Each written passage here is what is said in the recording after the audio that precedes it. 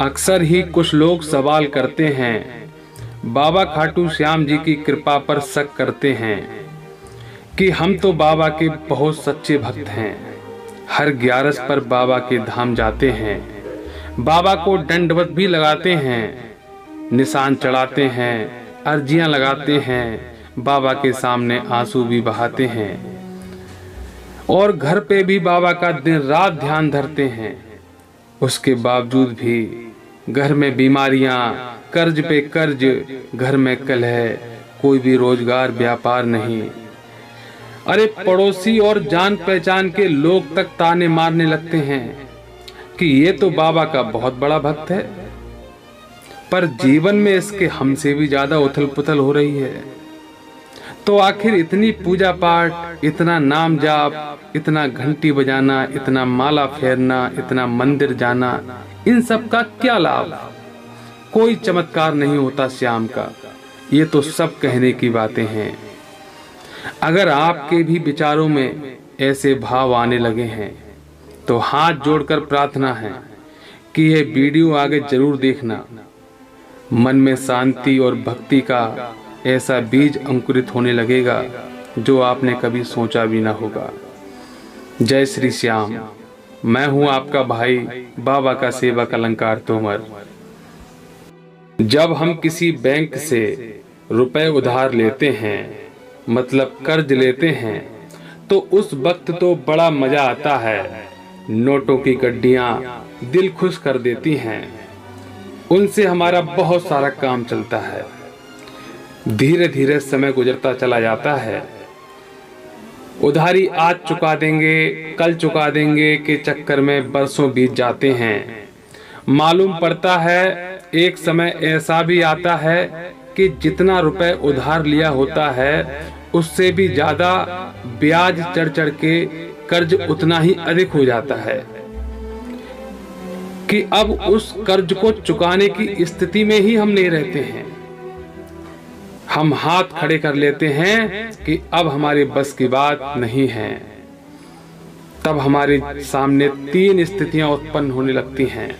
पहली स्थिति, कर्ज लगातार बढ़ता चला जाता है और हमारा पूरा जीवन बैंक के कर्ज में दबा रहता है। दूसरी स्थिति, बैंक अपनी रिकवरी करती है और हमसे एक ही झटके में हमारी पूरी प्रॉपर्टी छीनकर हमें कहीं का भी नहीं छोड़ती है। मतलब पूरा जीवन जो कि हमने ऐसो आराम से काटा था और एक ही झटके में सब खत्म हो जाता है। तीसरी स्थिति, ब्याज पर ब्याज से बचने के लिए हम बैंक का कर्ज जितनी जल्दी हो सके उतनी जल्दी निपटाकर कर्ज से मुक्ति पाते हैं और उद्धार हो जाते हैं। परंतु ध्यान रखना, कर्ज जितनी जल्दी चुकाओगे तकलीफें भी उतनी ही बड़ी होंगी। हो सकता है कि नमक से रोटी खाने की भी नौबत आ जाए, लेकिन एक समय बाद मुक्ति मिलना निश्चित है। ठीक ऐसे ही उधारी के रुपए की तरह ही होते हैं हमारे बुरे कर्म, जो कि करने में तो बड़ा मजा आता है, पर यदि सही समय पर उन दुष्कर्मों की उधारी ना चुकाई जाए, मतलब भगवान उस वक्त हमें उन कर्मों की सजा ना दे, तो वही कर्म ब्याज पर ब्याज लगकर लगातार बढ़ते रहते हैं, जो किसी जन्म में खत्म नहीं होते और इस जन्म में ही नहीं, हर जन्म में हमें उनका भुगतान भोगना ही पड़ता है। इसी को ही हम प्रारब्ध कहते हैं।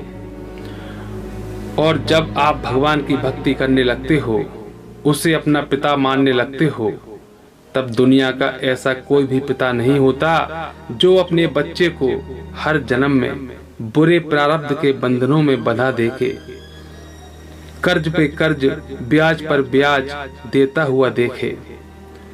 और ना ही वो यह चाहेगा कि आप पूरा जीवन सुख में बिताएं और एक ही झटके में आपका सब खत्म हो जाए। तब वह आपको तीसरी स्थिति की तरफ लेकर जाएगा।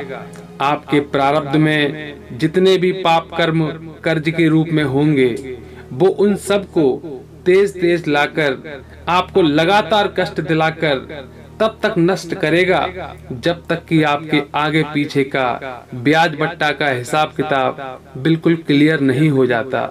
यह भी याद रखिए, उस पीरियड के दौरान आपकी कोई भी अर्जी, कोई भी फरियाद, कोई भी प्रार्थना ठीक उसी प्रकार से नहीं सुनी जाएगी जैसे कि जब कोई परीक्षार्थी परीक्षा कक्ष में परीक्षा दे रहा होता है।